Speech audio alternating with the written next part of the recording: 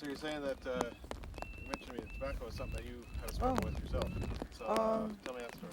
Okay, it took me, I was a smoker, I was a teen smoker, and it's really bad for your health. It took me 3 years to quit with my husband's help, and I'm a non-smoker for 12 and a half years. So what was it? What was it like when you were trying to quit? I think it wasn't too easy.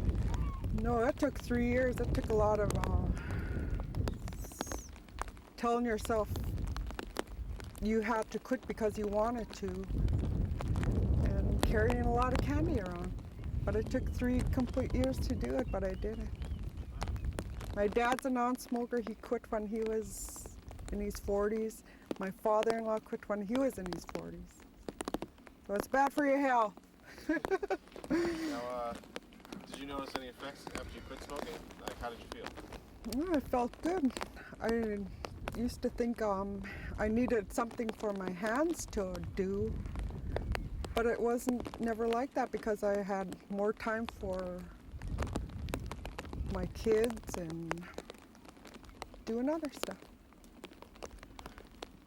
And now, what do you think about tobacco in this community right now? Well, there's a lot of non-smokers here, which is good. The kids learn from the parents, so. I think it's how do you think it's easy for the kids to get a hold of tobacco if they wanted to? Well, you have to card the kids in the store, and generally it's a small town, so the people know how old you are, you know. I guess they would, yeah. Yeah, which is good. Do you think like more laws or regulations would help stop kids from using tobacco? Well, they're going to try it anyway. If you talk to them and say it's not good for your health, then don't start because it's too hard to stop. Yeah. Now, when you were smoking, I take it there was a number of years when you knew you wanted to quit, but didn't quite know how. No, I enjoyed smoking in those years, but I knew it was bad for my health. I knew it was bad for, I didn't know about secondhand smoke, you know. Didn't come out until later. What made the change in you that made you? I really wanted to quit, so I think I could pick up one cigarette now. I know I couldn't, and I'd be just hooked again. It's just that hard to get off it, even after one cigarette.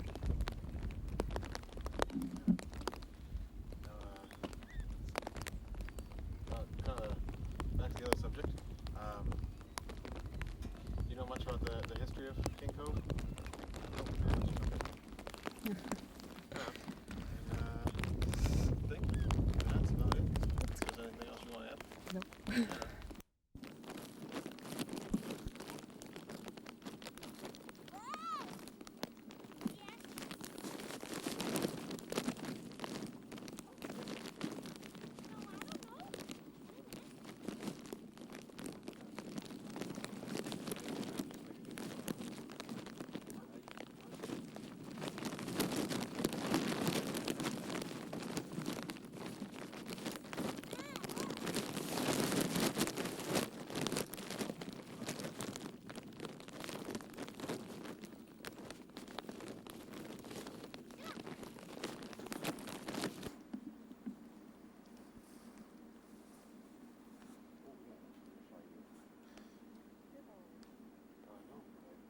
Not showing the crowberries.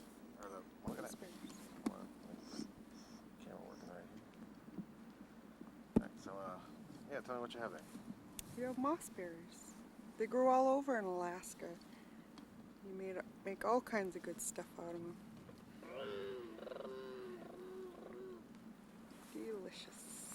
And is that your son over there? Yep, that's Nick. And what's he up to? Nothing.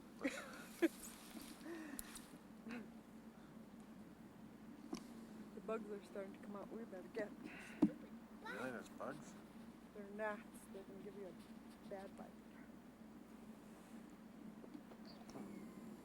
So, how long does it take to gather enough of the mossberries for a pie? Well, you have a berry picker. It doesn't take my husband very long to pick them.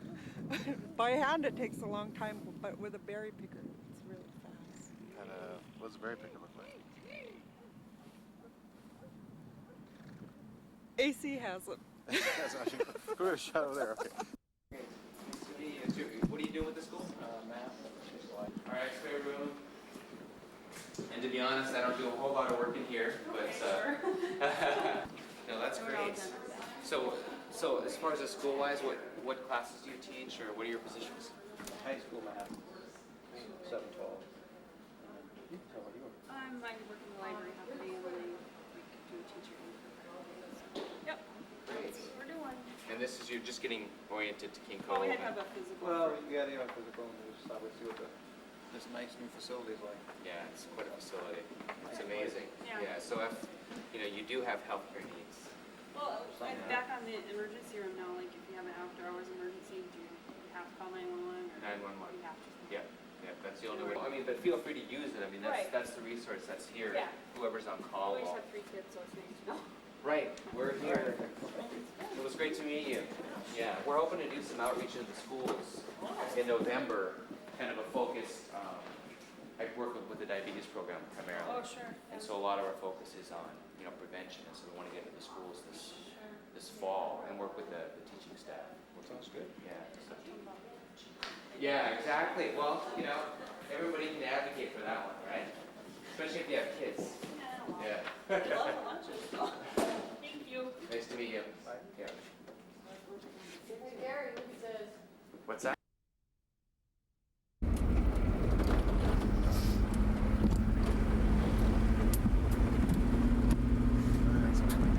Is that okay? So, Oops. yeah, I get it. There we go.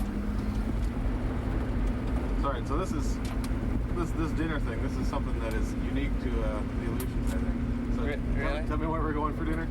We're going to Peter Pan Seafoods, where you get to have a fresh salad for dinner, which is a rarity in the Aleutians.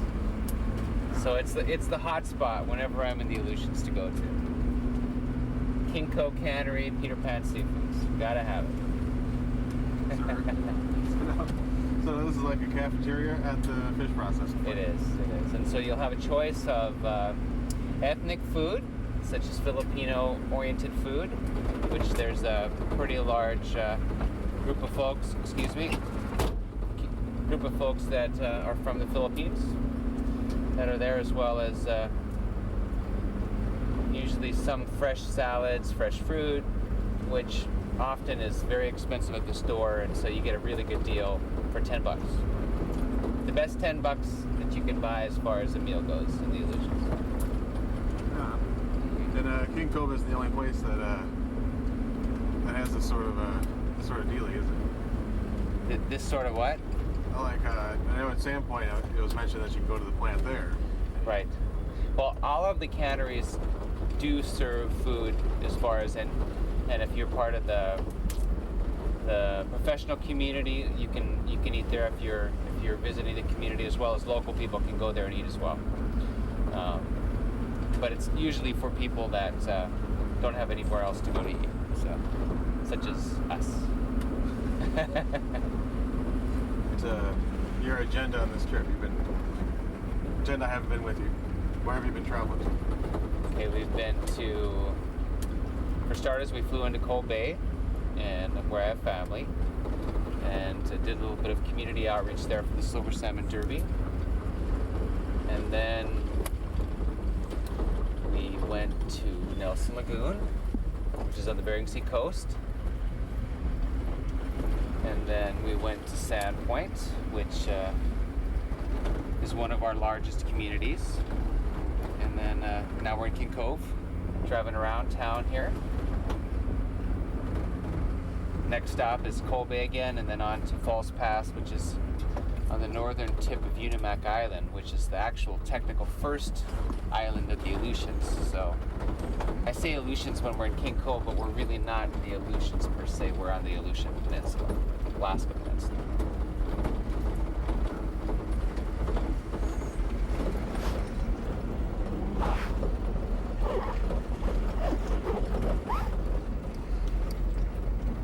I've got to stop and get some cash really quick. I believe there's a cash machine in here. I normally don't have to get cash, but...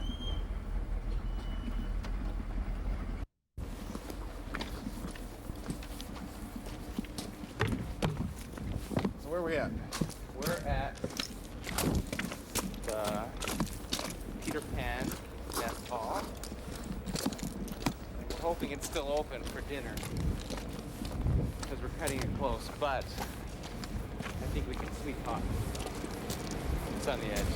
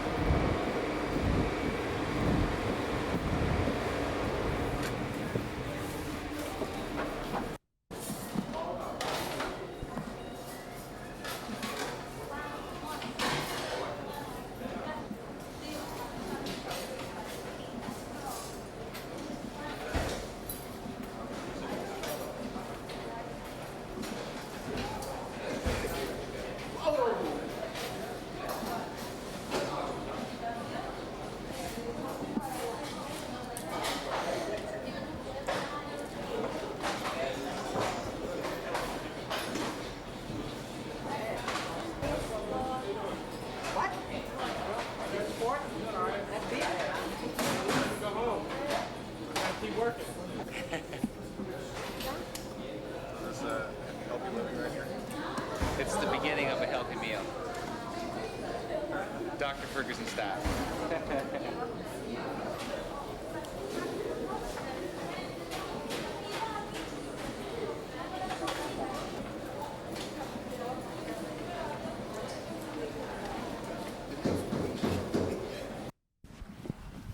Say your name and spell it for me, first of all. Got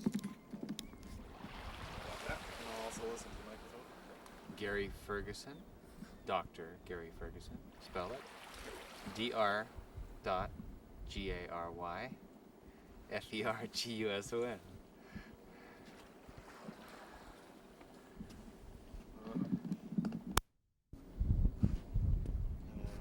Well, I guess first of all, how did you become Dr.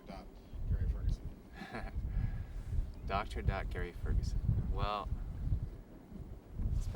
I guess it's been quite a journey in its own way. I've had kind of different lifetimes in the Aleutians. Originally did business with a family business after my undergrad, and became an EMT during the years that I lived in Cold Bay. And that allowed me to kind of get some experience in a emergency room and also see how people that came into the emergency room really weren't emergencies at all. They were more emergencies over years that just didn't take care of themselves. And so basically I got interested in exercise and prevention of emergencies after that experience. I did 4 years and went into the fitness industry for 2 years prior to going to medical school. So it's kind of, I got turned on to it because I didn't want to just treat people after they were broken. I wanted to make sure that if I could help them stay whole before they got broken. Yeah. Like, what do you mean by that concept? They're an emergency waiting to happen.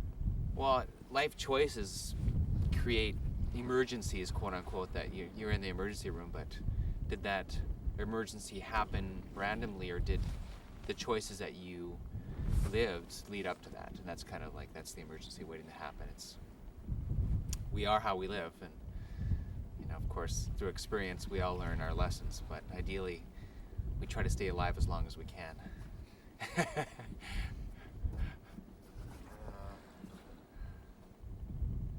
The kind of medicine you practice is, not the typical bush doctor.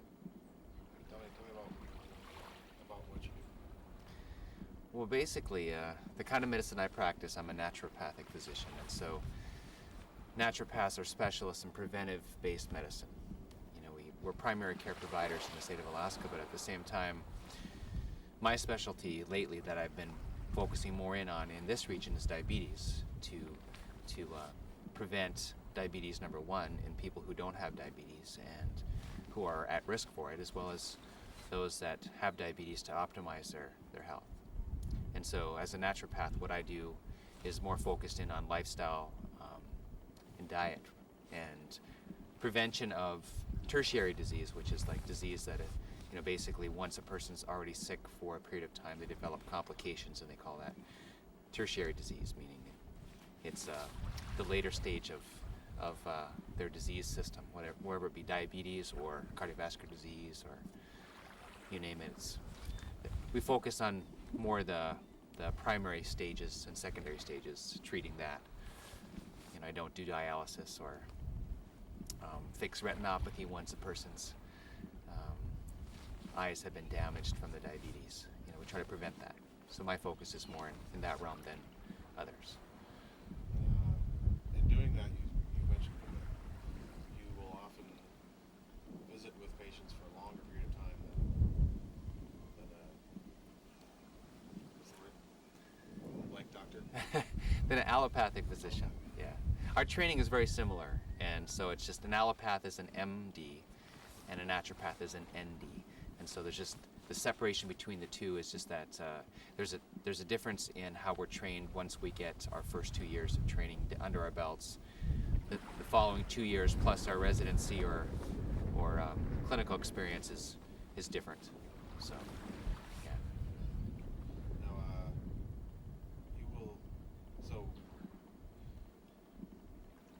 I guess what I was getting at is like you'll see a patient for half an hour, 45 minutes, right. an hour. Yeah. And that's a long time. Why do you need to see somebody that long? Well, that's a good question, actually. I think some insurance companies would ask that question, but basically the goal within naturopathic medicine or holistic medicine, I'll just put it that way, because there's a lot of allopathic physicians that also like to practice the way I practice, and so it's more a style in a way of learning people's stories. And by learning somebody's story, you can help them in a really deep, holistic way, meaning mind, body, and spirit, and not just their physical body. Of course, you want to treat their physical body and treat their symptoms, but you also want to treat where the symptoms come from, the root cause, which is the goal in the kind of medicine I practice. Well, so I forgot my next question. Oh, tobacco. You mentioned something to me before about tobacco being a symptom. Tell me about that. Well, tobacco is a symptom of often a mind, body, spirit reaction to trying to get themselves back into balance. The way I look at tobacco smoking is it's just a symptom, just like overeating is a symptom of something going on emotionally often. You know, and we tend to stuff our emotions and feed them rather than express them and deal with them. Cigarette smoking is just an attempt to get back into balance. The big puff, the deep breath, is really a way to try to get back into a centered being. You know, like, cigarettes center you. That's why people smoke. You know, it's during nervous times you smoke more because you want to be more centered. But it's kind of one of those games you play in that you're chasing something that's very elusive, because a cigarette also makes you more anxious in other levels. It's kind of like it gives you the initial plunge into that kind of like centeredness. And then there's anxiety that follows, which is basically the nicotine and chemicals that are in cigarettes. So, with that in mind, what methods do you use to try and get people to kick the tobacco habit? Well, I look at tobacco as a symptom, and so you try to uncover some of the issues that a person has in their body, and in their mind and in their spirit. And as the lungs in Chinese medicine, which is my specialty, relate to grieving, is the emotion of the lungs.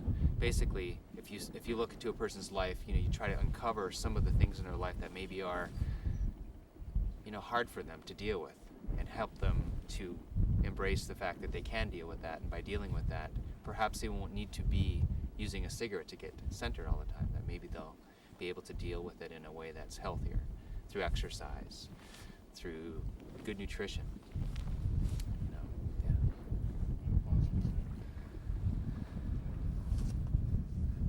So, I know I interviewed one person that really thought nicotine was it. Like that's why they couldn't. That was the thing they had trouble kicking. So, you might disagree with that? Well, nicotine's definitely something that's it's an incredible drug. It's been put on the list as potent and as addictive as heroin, which is an incredibly addictive drug, and especially with the mixture of cigarette chemicals that you get in most cigarettes that aren't chemical and additive free. That's the big rage right now. Although just because it's chemical and additive free doesn't make it safe for you. It still has carbon monoxide and it still has nicotine. But again, back to nicotine. Nicotine is often blamed for tobacco addiction when, often our treatments for nicotine addiction with nicotine itself in the form of patches or gum rarely is effective, as far as maybe 5 to 10% effective max for patients. What I'm finding now is looking at tobacco in a way that the addiction itself isn't just about nicotine, it's also about coping skills, and that people talk about cigarettes as being their best friends. And cigarettes are something that centers them, grounds them, and there's psycho-emotional, spiritual issues that need to be looked at in order to look at the addiction. And so I think that any good smoking cessation program is going to incorporate ideas that are mind, body, spirit oriented, that allow people to develop relaxation exercises, maybe even a group format where they can talk about their issues and maybe work beyond them so that they can get over their addiction, but their addiction in a way that if it isn't tobacco, it's food. If it isn't food, it's alcohol or some other substance. And that's how people in the tobacco cessation programs that I've participated in talk about that. If I don't smoke my cigarette, then I'm starving all the time, and I eat all this food and I gain 40 pounds. Well, it's because I didn't have my nicotine.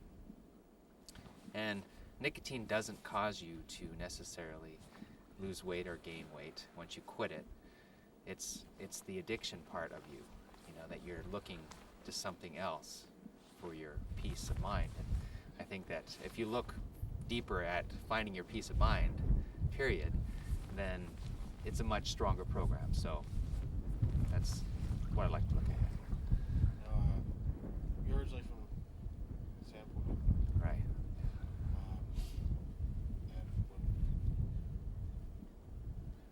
How does it feel when you're done, you've been trained, and you're back in the community that you're from, trying to make a difference? Well, number one, it's an honor. Not everybody gets to go to medical school and come back and do work in their communities. So it was a little bit of reservation at first when I first came back, just because I didn't know how I'd be accepted. But it's been an incredible experience, actually.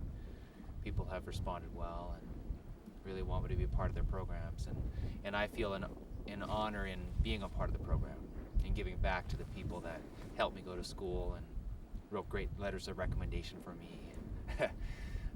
It's an honor. Yeah. What do you see in your future? 5 years, 10 years? Well, there's a lot of dreams on the horizon. Doing the work that I'm doing right now is already living a dream. Promoting wellness and helping people think out of the box as far as their health care. Trying to develop integrative complementary medicine in our region. Being a part of the bigger picture at Alaska Native Medical Center. So that's definitely a dream that's manifesting right now. Long-term vision, I'd like to be part of a healing retreat center that's also medical, but not just medical, but very holistic, incorporating movement therapy and all kinds of stress reduction activities, and a huge kitchen where you can teach cooking classes to people and empower them to take back their own health. Have a huge music room to perform and play, and a creative place where people can really get well, and not only just get well, but stay well. So wellness model. So even if you're not sick, that it's a place that you can go and get your own kinds of therapy to keep you in that vital place. So that's one of my long-term visions, probably 10 years out. I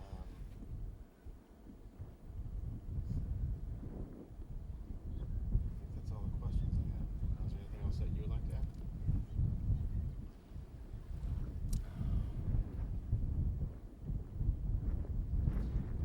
One of my visions is working with, as far as the people from this area, which are Aleut origin, Aleut Russian, which both heritages have some really neat stuff as far as in the herbal kingdom. But that's a vision of mine, and something I'd like to manifest in a way that to work with Aleut folks that have the lineage and the heritage, that they know herbal medicine, which I'm meeting more and more people that know this much about herbal medicine and this plant, and to collect the stories and to put it in the format of a book, and to put it in the format of educational, inspirational materials for people to be able to collect their own medicines and make their own home remedies, and integrate that in with our clinics as well. So that's another area that really I think would be really beautiful, as well as I think it'd be a lot of fun to learn more about the plants of this area.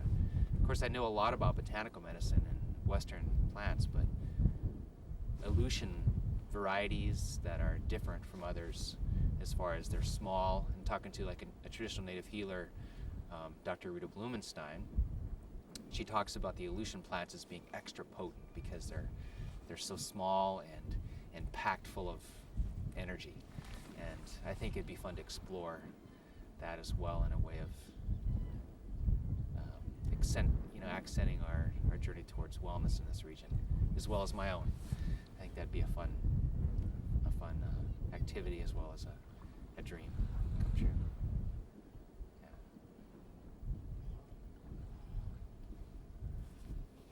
Anything else that's on your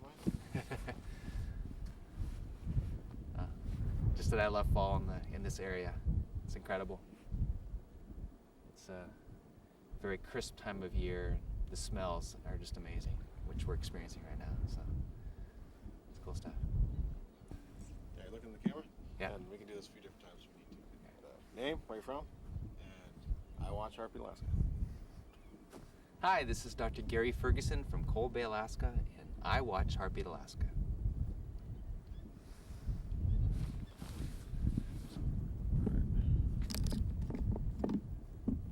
One more time, and 3, 2, 1, go. Hi, this is Dr. Gary Ferguson in King Cove, Alaska, and I watch Heartbeat Alaska.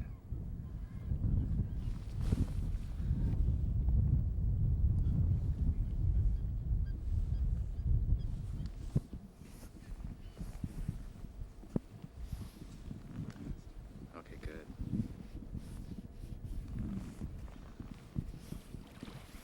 Poor Leslie, I kind of abandoned her. I didn't ask her what she was doing tonight.